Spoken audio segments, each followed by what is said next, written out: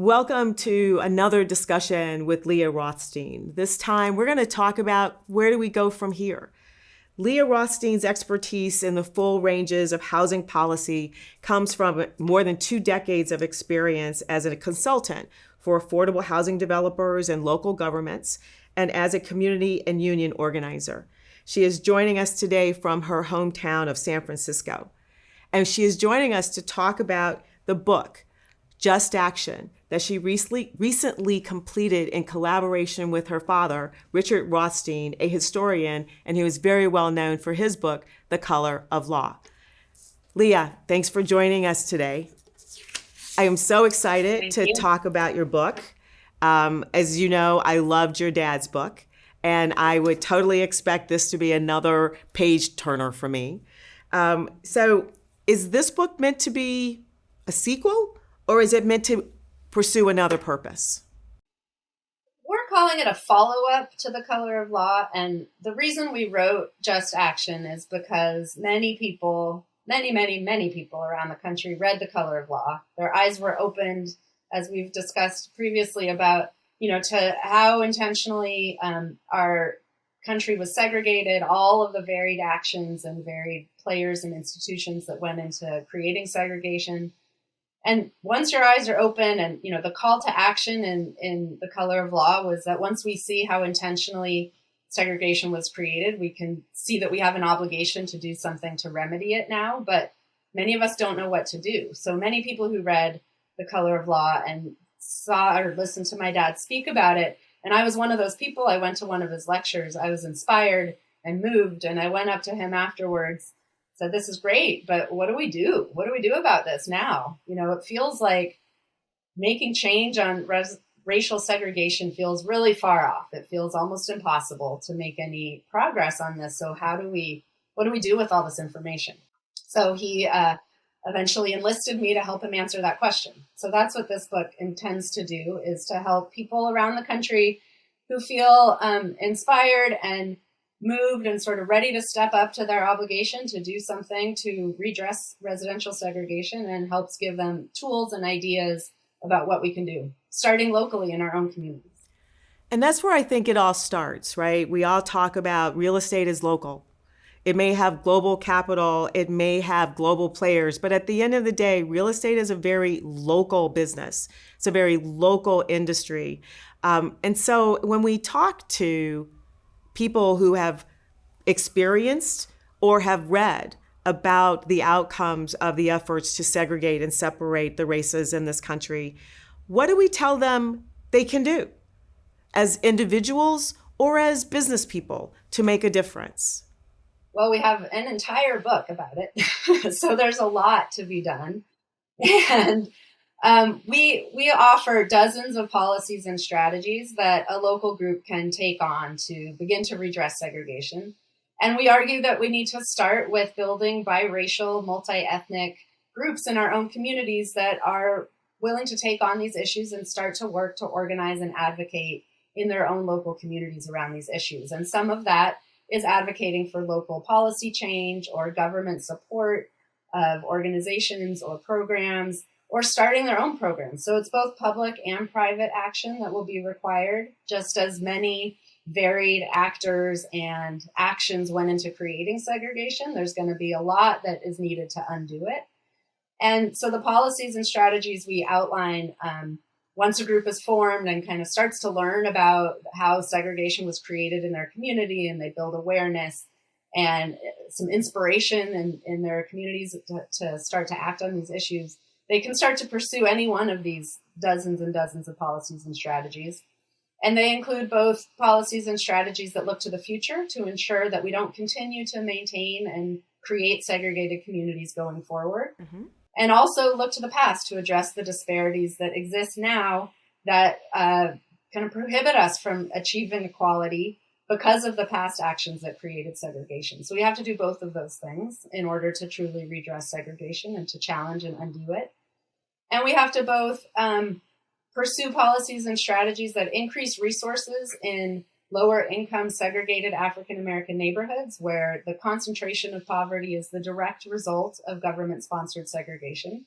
So we need to counter those actions by increasing investments in those communities, and then ensuring that as investments in those communities increase, the residents aren't displaced. Right. So, as gentrification happens and prices go up, that the people who've lived there as the community was under-resourced don't get pushed out as it becomes better resourced. So we have a range of policies and strategies for that.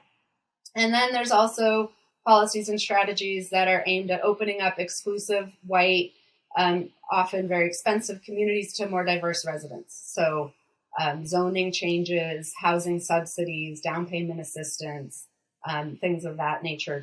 We have to sort of do both of these things to redress the segregation of both types of communities. And then we also need to address some policies and programs and strategies that span all kinds of communities, one of which a big umbrella is, increasing home ownership opportunities for African Americans in every community. That includes down payment assistance, subsidies, reforming the credit scoring system to no longer have racially discriminatory impact on African Americans. Mm-hmm. So there's lots of examples of things to do. Again, being from Chicago, I have had an opportunity to watch how the city of Chicago and other municipalities have attempted to redress this issue through bringing new investment into previously disinvested communities, promoting the development of new housing, promoting the engagement of the community into ideating what they want, what they think their community needs. But you do still continue to worry that in many communities, the easy answer is the building of low to moderate income housing, or to utilize the low income tax credit as that tool that then tends to bring an increased number of low and moderate income people into an already challenged economic community. But you are concerned about gentrification, right? You do think that bringing in a mixed income environment would be helpful, but you have to figure out how to not displace the people who are already there. That's a very interesting tension. How do you see municipalities trying to manage that tension as they are trying to do the right thing going forward? Well, I think there's no choice but to manage it and to be aware of the fact that tension exists and it's not going to go away. And it doesn't mean we shouldn't increase investments in these neighborhoods that have lacked investment for a long time. Some displacement likely will occur because that's the nature of development. But we can adopt policies that prevent some of that displacement, and we should do that. But it's sort of, it's unreasonable for us to create the expectation that we can increase investment and resources in a community without creating some change and some displacement in that community, but that shouldn't stop us from doing it.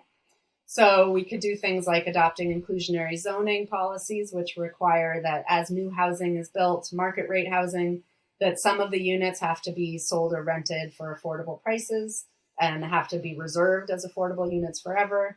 So that's a way of balancing the development that occurs in a gentrifying area. That we can adopt policies that help protect renters from unjust evictions and provide them with legal counsel when they are evicted, because often when communities start to gentrify, landlords will evict their lower income tenants to try to get higher income tenants in. So there's a lot that can be done to try to prevent some of the harms, but it doesn't mean that we should leave these communities underinvested, because some displacement will happen. And in terms of the low-income housing tax credit project issue, those projects should be located in higher-income communities. And, states can revise their tax credit allocation plans to give more points and more priority to projects that are located in areas where there aren't already a lot of low-income housing projects, so that we don't just continue to create concentrations of poverty and so that we can create some integration. And that's something that can be done on the state level, but the state has to take public comment on these plans, so a local group can weigh in that way. And one other piece is that there's a danger when we talk about this where a lot of people assume that African American and poor is the same thing. Yes. And most African Americans are not poor and don't qualify for low income housing. And so to address the full range of housing needs for African Americans and to address desegregating white neighborhoods, it means building also middle and moderate income housing. So we call it the missing middle housing, housing for people that aren't poor enough for low income housing and don't make enough to be able to afford market rate housing, which is a lot of us these days. Yes. Because housing is so expensive. So in order to truly redress segregation, we have to also focus on that missing middle and ensure that African American families and households have access to those homes once they are built. One of the great things about many efforts to remedy past unjust actions is that those remedies often benefit far more than the intended community. And I think that there is a messaging there that needs to be increasingly highlighted, that the opportunity to create more diverse and more integrated and more engaged and multi-partisan, multi-part communities provides a better outcome for everyone. And Just Action would appear to be one of those pathways to help us get that message out, that everyone benefits from a more just outcome and more just communities. And the real estate community can play a large part in that. Yes, they can play a huge part in that. And it's very true. We all benefit from living amongst people who are different from us and creating diverse and fair and accessible communities. And more and more communities are starting to see that. They see that their communities, the same policies that created the exclusion of their communities to ensure that they stayed white and exclusive are the same policies that mean that their children can't buy homes in those communities because they're too expensive for anyone, or they're losing all of the people who worked in their service industries, and they're losing their cafes and restaurants, And so without a diverse community, we all suffer. So, Leah, your book covers a lot of opportunities for municipalities, for states, for people, community leaders to get involved in working against the tide of all of the action that has led to the separation and segregation of our communities. So as we talk to future leaders, what are a couple of things that they, as real estate professionals, might want to look at getting involved in to help make that difference happen? Yeah, well, there's so many. In Just Action, for every sort of policy or strategy idea we present, we give an example from around the country of someone or a community doing it. Great. So a few examples for real estate industry, roles to play in the redress of segregation is, for developers building housing, ensuring that they build mixed income housing. And we give some examples of developers who found very creative financing to be able to finance a mixed income development that has both units for lower income, subsidized units, middle income, and market rate units. And they're interchangeable. So as people's income changes, those units sort of get moved around and the balance in that development remains. And it's been very successful and created social contact for people who didn't have it before. So that's one example of sort of a developer action. We give an example of a realtor in Pasadena, California, who started a down payment assistance grant program. And she's fundraised from real estate industry professionals and other businesses and institutions in the area to provide just straight up grants to African American and Hispanic home buyers who don't have the intergenerational wealth they need for a down payment of a home, and to help them get into home ownership. So that's another private action in the real estate industry. Also, another example is, often realtors have used test scores, and this is a sort of larger topic, but have used school test scores to decide what neighborhoods to recommend their clients to live in. And they say that lower test scores means the school quality is lower, and so maybe you wouldn't want to buy a home in this community. But really, school test scores are a reflection of the diversity of that school. And so the more diverse a school is, the more likely it is to have a lower test score, no matter how high quality the school is. And so the reliance on test scores tends to enforce segregation by steering clients to schools that are have less diversity. And so there's a school foundation also in California that is partnered with the real estate industry in that area of the town to create a certification program where realtors go into the schools and learn about the quality of the schools. They spend a day reading to students. They really get to see firsthand how high quality the schools are, and so then they can recommend neighborhoods and schools to their clients based on their actual experience in the schools, rather than these test scores that only serve to enforce segregation. And it's really helped to give realtors a fuller picture of school districts and the diversity of those schools, and how it really leads to a high quality learning environment, and helps to then promote those neighborhoods to clients and promote integrated neighborhoods. So there's a lot of sort of actions in how real estate professionals and development professionals can use their professional roles to challenge segregation and to start to create more integrated communities.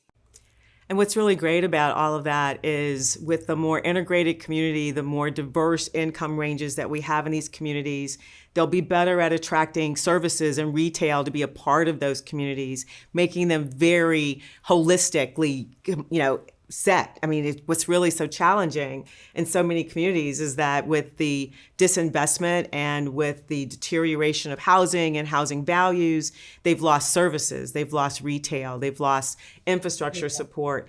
These sort of actions can actually help change the tide on that and make these communities ones that are attractive to all sorts of businesses, not just real estate related, but otherwise. So thank you so much for sharing those examples. And those are just a few of the examples noted in Just Action. It's always nice to see what someone's really doing as a way to figure out what you can actually do.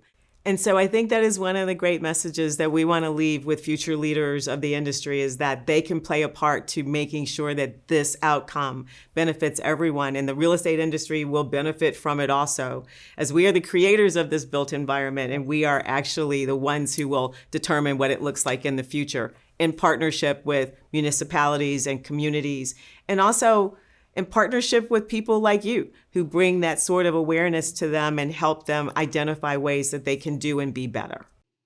Yes, thank you.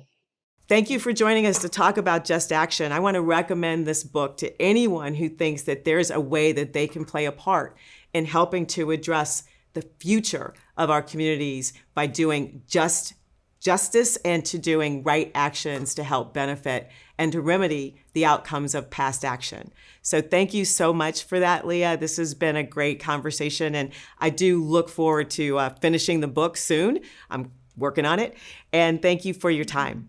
Thank you so much. It's been great to be here with you. Thank you.